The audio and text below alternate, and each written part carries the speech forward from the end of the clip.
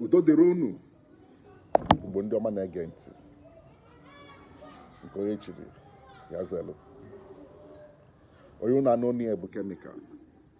N'ụbọchị nke taata anyị ga-etinye ọnụ n'ihe gbasara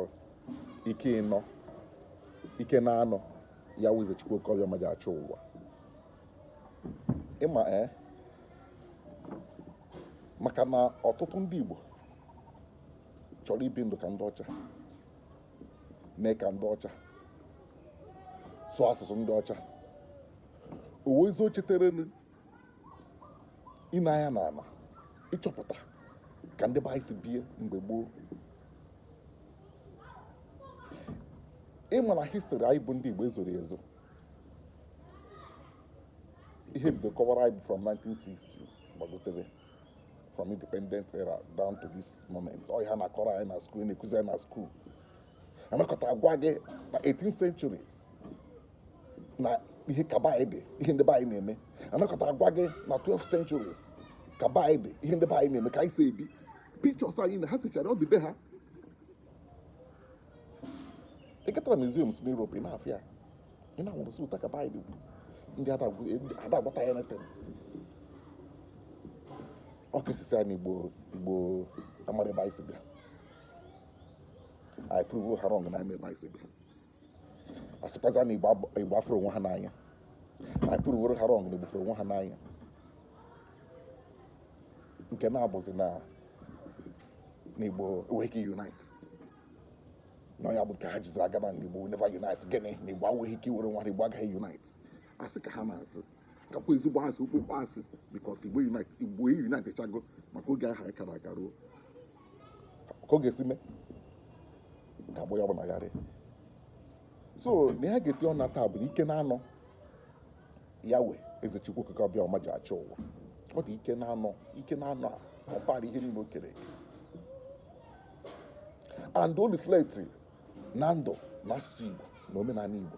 Ike na-anọ ahụ iji gosi gị na ndị Igbo bụ ndị Chukwu rọpụtara.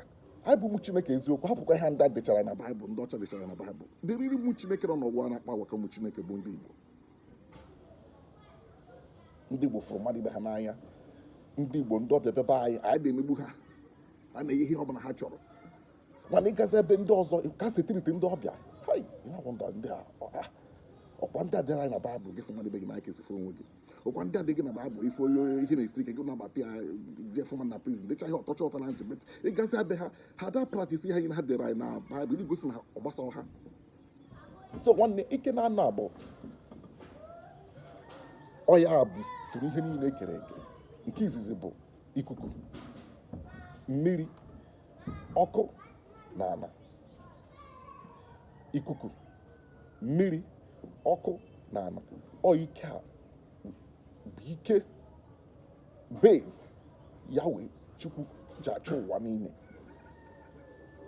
Ifuru ikuku, ifuru mmiri, ifuru ala, ifuru ọkụ, ejikwana agwa egwu. Mmiri, ikuku, ọkụ na ala ejikwana eme gịnị? Gwuo egwu. Why? Because na ya wee dị ebube. Anyị bụ ụmụ Igbo bụ Chineke n'anya. Ọ dị ka coincident afịa na-anọ na izu na-anọ dị n'ala Igbo bụ ịnọ ka ọ dị Eke, Orie, Afọ, Nkwọ. Ọ dịkwa coincident na ọ na-abụ ndị Igbo dị iwe ọjị achọ ọjị Igbo gbara ịnọ.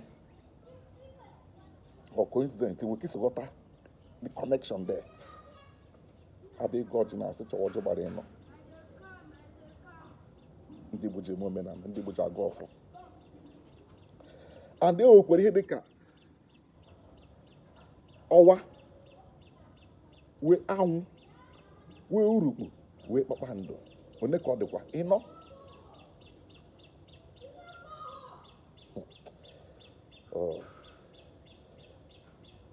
Ị bịakwa ka o si kewe ikuku, ewe east, west, north and south. One ka ọ dịkwa ịnọ.